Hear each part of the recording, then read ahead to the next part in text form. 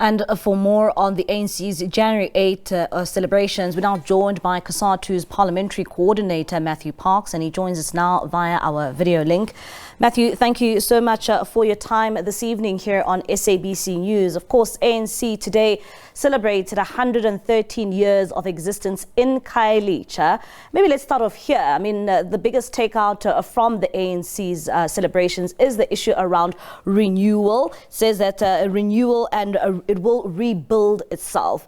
Maybe let's get your opinion as Cosatu. What is your take on the ANC's Jan 8 and with a particular focus on renewal and rebuilding?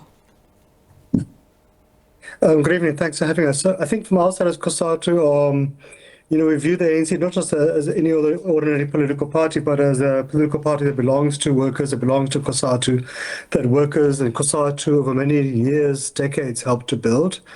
I think we are heartened by the very real progress we have seen the ANC in the past few years undertaken as a renewal campaign. And, to be fair to the ANC, it's inevitable if a party has been ruling for 3 decades, for 30 years, mistakes will be made, that corrupt elements would enter for the sake of self-enrichment because the party runs the state. But I think we've seen real progress by the ANC leadership under the president to remove corrupt and criminal and factional elements. The former president, Jacob Zuma, under whose leadership so much damage was done to the state, to the ANC, to the country, he's left. He could no longer tolerate because of the intensity of the renewal campaign.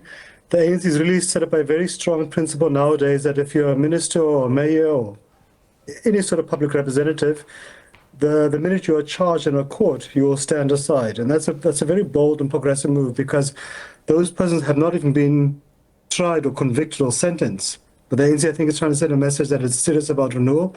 And I think you would have heard in the president's speech today a very sense of humility, of self-introspection.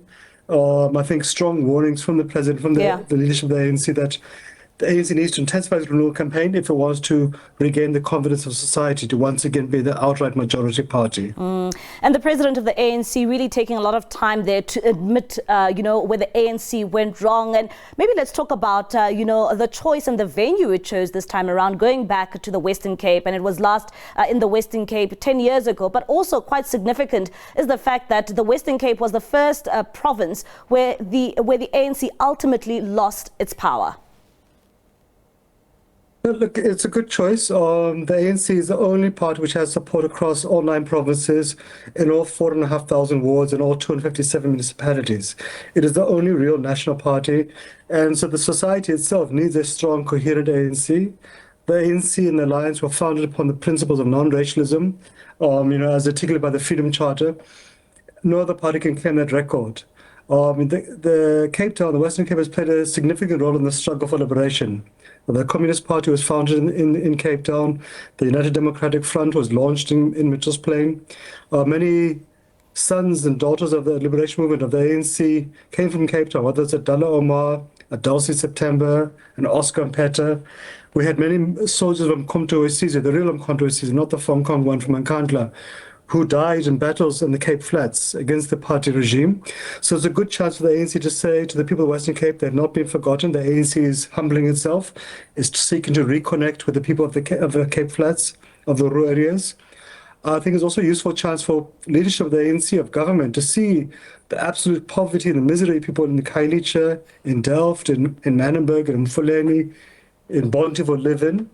I think it's a chance for people to also kind of have see a spotlight on these conditions and to show that, yes, the ANC itself must be held accountable correctly so as a ruling party, but also the Democratic Alliance as a ruling party in the Western Cape and the city of Cape Town and the various municipalities across the Cape must also be held accountable. Yeah. And I think it's a chance to show to people in Khayelitsha and across the province of the Western Cape that the ANC is serious about delivering a better life for all people of the Western Cape. And, talking about, the path of renewal once again and, labeling all the issues around corruption, which did infiltrate, the ANC. And one would say that the ANC has spoken about renewal for quite some time now. And now that it's at an all-time low, how does it convince again its supporters that, well, it is the party of choice, especially now when it heads towards the 2026 local government elections?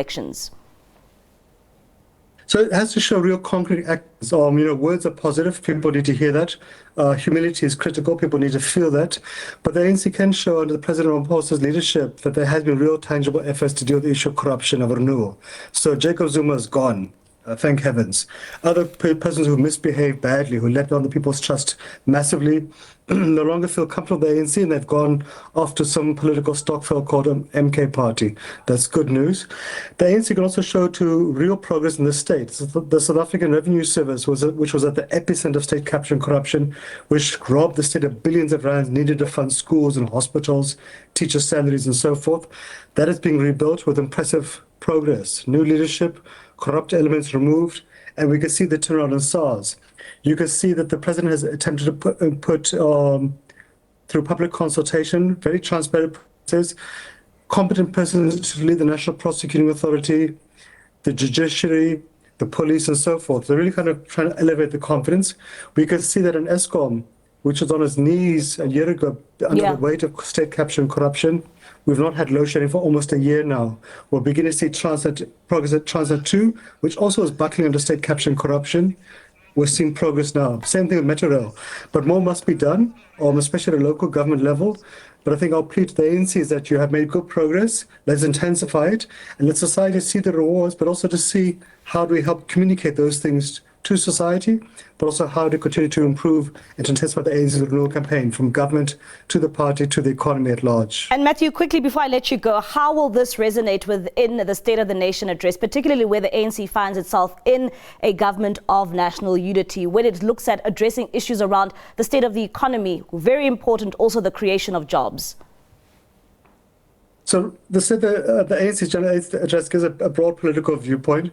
The State of the Nation address must flesh it down more specifically to government programs for giving support to ESCOM to show we have reliable and affordable electricity, to making sure that our railway network from passenger and freight is fully modernized, is operational 100%, that our ports are working efficiently, the local government is moving and being fixed and so forth.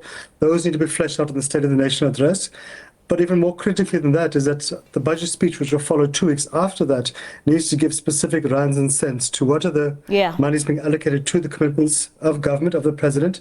But also concretely, we need to have clear timeframes, clear interventions. And there needs to be much more robust engagement by Parliament to also make sure government does deliver upon those promises. All right, Matthew, thank you so much for your time and for that insight. That is Cosatu Parliamentary Coordinator Matthew Parks, and they're just giving us his insight when it comes to their reaction to the ANC's January 8 statement.